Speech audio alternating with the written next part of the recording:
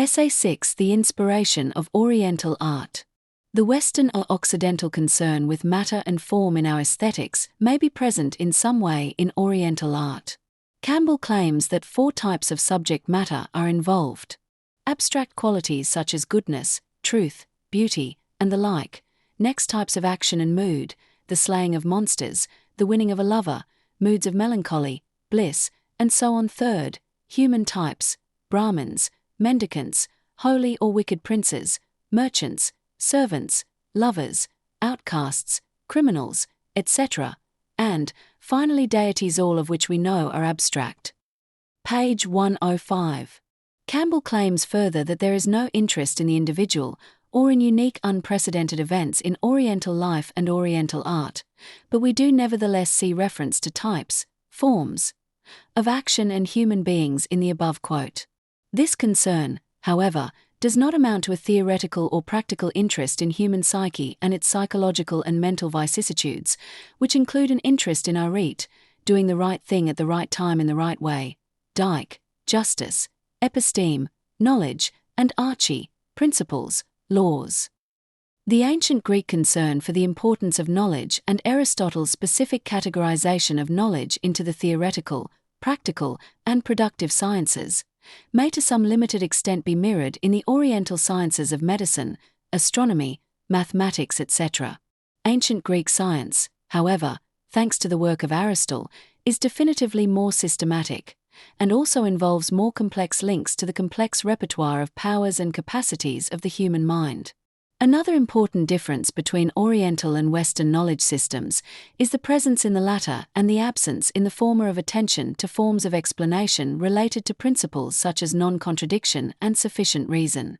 Ancient Greek philosophers reflected generally upon the status of all explanations relating to rules, principles, and laws, and these reflections have been documented as epistemological issues as well as issues within the spheres of metaphysics and philosophical psychology. All these reflections occurred within the context of a basic term, namely, psyche, which was a term covering all forms of life from that of a simple plant up to and including human psyche, which Aristotle defined in terms of a rational animal capable of discourse. All these life forms were observed in the light of a categorical framework that was implemented in experimental or clinical contexts designed to chart the structure and function of both these organisms as a whole, but also their parts, thus effectively founding the disciplines of biology, anatomy, and perhaps also physiology. There is, however, no evidence that Aristotle ever dissected a human corpse for a number of possible reasons. Firstly, due to the pressure of religious belief which regarded the body as sacred, and secondly, owing to the belief that its form ought to remain intact for the burial when acts of remembrance would take place and the transition to a possible afterlife would begin, Aristotle may have remained skeptical to accounts of the afterlife for logical reasons. The conceptual diversity and density of Aristotelian explanations, Asia, which we find represented in a multitude of sciences falling into 3 different categories, theoretical, practical, productive, make possible a nuanced perception of our environment as well as an account of the complex nature of our thoughts about the world and ourselves, and the complex relation between these 2 domains of reflection. Diagnosis in the case of the trans-scientific discipline of Occidental medicine is a systematic activity, relating as it does to hylomorphic explanations embedded in a complex matrix of episteme, arete, archie, logos, such, aletheia, dynamis, and eudaimonia. Concepts are the tools of our faculties of understanding and reason, especially when combined into meaningful propositions. The subject matter of medicine is constituted by both animal and human forms of life, psyche, and diagnosis attempts to assume proper or normal function of the forms as a whole and the proper or normal function of their parts, including organ systems. Aesthetics falls into the category of the productive sciences, which in turn relates to the ideas or basic terms of the beautiful and sublime, as revealed by the powers of perception and imagination, faculty of sensibility, and to some extent involve the understanding and reason, especially if the objects of perception are works of art. Campbell takes up the interesting fact that the praxis of portraiture has never been important in Oriental art. He claims that the reason for this is that our Occidental mythological culture has placed an importance upon the individual that is considered dysfunctional in Oriental mythological culture. This issue highlights a significant metaphysical problem. Is Campbell's description of this East-West conflict the correct one? Buddhism certainly claims what is often referred to as a no-self doctrine, which means that there is no substantial existential entity lying behind our references to an I. Kant has claimed that the I think is a transcendental condition of the experience of, for example, objects, and that one can think about the phenomenal self of experience and make empirical judgments about this empirical self, but it is not this empirical self that is the transcendental condition of our experience. The Buddhist doctrine of the no-self, however, seems to entail that there is no permanent self behind our experiences, since it is in a state of constant change. Aristotle pointed out that change in the world can only be explained if we assume a constant bearer of change that remains the same throughout the process. This was an assumption Kant embraced. For both Aristotle and Kant, there are a multitude of powers from different faculties that have helped to constitute this unity of our perception, which is in turn a condition of a priori intuitions of space and time, and the categories of the understanding. The physical substrate of this I is, according to Aristotle, human psyche, which is constituted by a complex organ system, including the brain, that has been described by brain researchers as the most complex object in the universe. The brain is connected to other organs and a constellation of limbs, hands, etc. An upright posture is also an important element of the Aristotelian essence specifying definition of human psyche, namely rational animal capable of discourse. Such a complex entity obviously requires a multitude of sciences to explain its being in the world. Psychoanalysis, Freud claimed, was a Kantian-based psychology, and it was certainly transscientific in its attempt to explain the clinical phenomenon of mental dysfunction, namely, mental disease. Historically, attempts by one particular science to discredit the scientific credentials of this Freudian discipline seem, in the light of these considerations, to be otiose. Criticism of Western philosophical explanations of the I by Eastern mythology may, then, also be otiose. Criticism of the East by the philosophical tradition that lies behind our system of sciences has included horror at the practice of certain rituals, such as that of widows casting themselves onto their husbands' funeral pyres, a horror which is expressed at the wasteful, unnecessary loss of human life. This is not a judgment from an individual about another individual, but rather a general universal judgment about the value of a praxis in relation to human psyche as such, which we also may extend to our preferred animals as well. We, Westerners, believe generally that it is irresponsible to throw the gift of life away in such tragic circumstances, especially if there are children who will now be asked to mourn not one, but both, beloved parents. We too believe in obedience, but not blind obedience to a deity blind to the value of human life. In this respect, we owe our heritage to those ancient Greek oracles who did not believe in casting the transcendental self aside even if everything created by humans is destined for ruin and destruction, suggesting rather that human psyche engage systematically in the task of knowing thyself, and knowing the world which is the setting of our lives. We can see, given the above considerations, that Occidental aesthetics is differently grounded in a repertoire of human powers such as perception, imagination, understanding, a judgment, and reason. Oriental art seems to appeal to a more limited repertoire, with imagination taking precedence. Perception, understanding, and reason appear not to be constitutive of the Oriental experience, which appeals to a world of hallucinations and dreams. The Western portrait is a celebration of the importance of the idea of the human form of being in a complex world, much of which was his own making. Western artists know that the portrait for many appreciators is a learning experience, teaching us the relation of a particular human form to a particular life, the characterization of which is going to have some universal and necessary characteristics. Kant, in his reflections upon art in his third critique, claimed that the form of the human body was an ideal of our Western art, and this belief was undoubtedly shared by the artists of ancient Greece who believed in a healthy body-mind relationship. Artistically designed buildings, architecture, Adrian Stokes argues, is the mother of all art, and he takes up the example of Quattrocento art, in which the mass effect of the stone is part of the total impression aimed at by the architect. This very general characteristic of the material the artist uses is abstracted from the purpose of the building, which could be a temple, a tomb, a school, or a palace. The form these buildings take is in accordance with a rational, very general idea of the good. For Adrian Stokes, the Kleinian art critic, the idea of the good, whole object is a key concern of the artist. This idea of wholeness is Aristotelian and defines how we view the parts of the whole. The whole person for Aristotle was undoubtedly conceived of in terms of possessing both a healthy body and a healthy mind, and this in turn must be interpreted in the light of the Aristotelian dictum that the mind or the soul is the first actuality of the body composed of organs, limbs, hands, upright posture, etc. The soul, then, becomes the home of a repertoire of psychological and mental powers which include perception, imagination, understanding, judgment, and reasoning.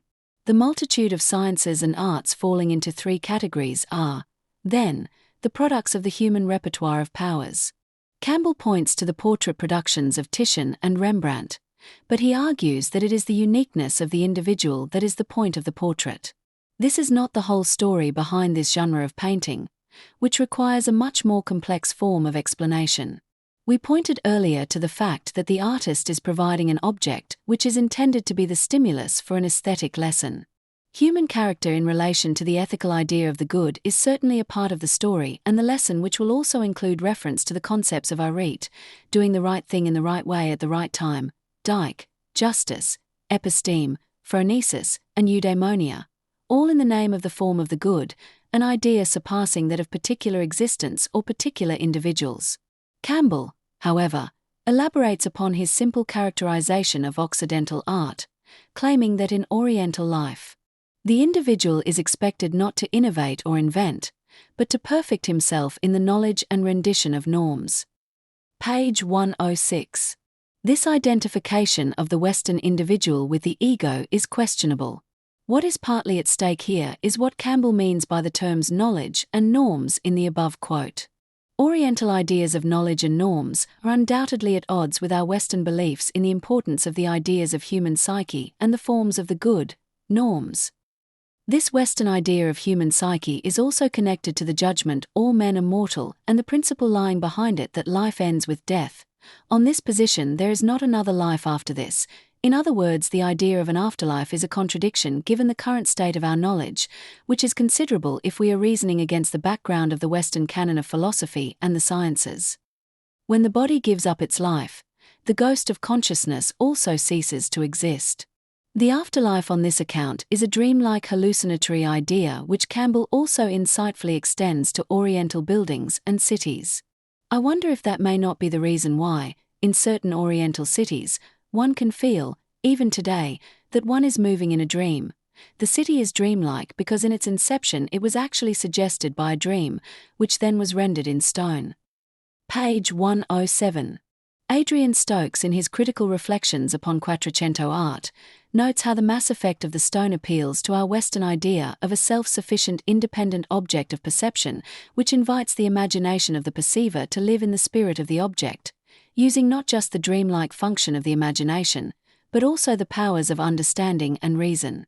Oriental art objects have a completely different structure and tend to invite different responses tied to more instinctively grounded powers and their vicissitudes. There follows a long exposition on the art of yoga and its discipline of awakening inner instinctive powers, which confirm the above remarks. It seems that we are dealing here with the powers of the body that produce dreamlike and hallucinatory experiences. Campbell, in the context of this discussion, begins to draw attention to a major disruption of the body image, which is connected to the transcendental experience of a third eye. Indian art, that is to say, is an art concerned with the transcendence of our normal two-eyed experiences of life, meant to open this third eye, in the middle of the forehead, of the lotus of command, and to reveal to us thus, even while we are awake, a dreamlike vision of heaven and hell become stone. Page 115. Consciousness is a vicissitude of instinct, according to Freud, and it is a power that is prominent in our Western canon of knowledge systems, but it is a very different vicissitude to that of the hallucination. Perhaps it is this third eye that is the source of hallucinations and dreams, but its mode of operation is not that of a normal eye whose function it is to organize the forms of space into a figure background structure that contains self-sufficient independent objects that can be explored using the motor system of the body. These objects in our environment can produce a variety of responses ranging from beautiful objects of nature, beauties of intentionally produced art objects, and also instrumentally constituted objects that are useful as a means to other ends. Campbell also refers to Japanese and Chinese art, which characterizes the vastness of the universe in terms of the world of 10,000 things, page 115. The way in which the divine dwells in such a universe is indeed paradoxical, however. For even in a single hair, as I have heard, there are 1,000 golden lions. Page 115. Campbell elaborates upon his account, claiming that landscape painting is crafted in the spirit of Tao. And this way of nature is the way in which all things come into being out of darkness into light, then pass out of light back into darkness, the two principles, light and dark, being in perpetual interaction and, in variously modulated combinations, constituting this whole world of 10,000 things. Page 116. This yin-yang principle is more related to the powers of perception and consciousness than is the case in Indian art. Campbell uses this principle in his account of the Chinese artistic process. So the artist with his brush is manipulating tinctures of the very principles that underlie all nature. The artwork thus brings forth and makes known the essence of the world itself, that essence being an interplay of these two, the yang and the yin, through no end of modulation. Page 117. So, transposing this into the object world of Quattrocento art, it appears as if the visual aspects of light-dark are more important in Chinese visual art than the visual or tactile aspects of the mass effects of the stone so important in Quattrocento architecture. Stone is an intersensory object with protective functions which transcend the purely visual phenomena of light or dark. Touch is a phenomenon that is intimately related to motor function, and together with visual information is part of the intersensory unity of an object. It is part of what makes an object a self-sufficient, independent object. Of course, the Quattrocento architect will have considered the way in which the sunlight illuminates the building, as well as the effect of darkness upon its interior, but this will have been just one consideration among many. Campbell continues his account by invoking 6 considerations the Chinese artist takes into account, beginning with the idea of rhythm. The artist, upon painting bamboo, it is argued, will attempt to identify its rhythm, organic form, trueness to nature, color, placement in a field, and style. If, it is argued, one paints without forcing the painting of the field, the bamboo will reveal itself in its nature. Campbell attempts a comparison of Indian and Chinese art, claiming that the former uses the soaring power of the imagination, and he contrasts this with the Chinese world we live in, the world of 10,000 things. Artists of the Tao prefer to remain with nature, in harmony with its wonder. Page 121. The basic attitude of the Japanese-Chinese artist is one of play. His approach to life is not of work but of play. Page 123. Adrian Stokes wrote an essay entitled "Life is a Game That Must Be Lost," arguing that the restoration of lost objects of value is a key aspect of the artist's activity.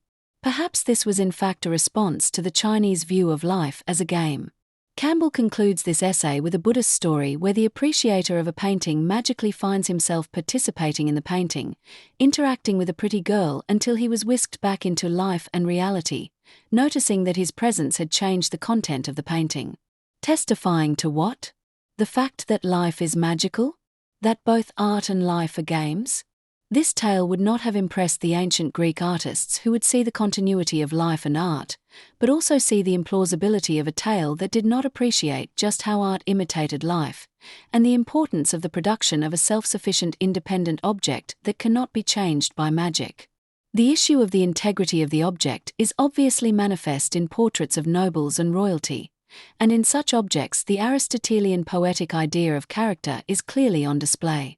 What is less obvious, however, is the subtle role of the power of the imagination, which not only provides us with images but also with a magical enveloping function which seeks to identify or make one the work and the response to it.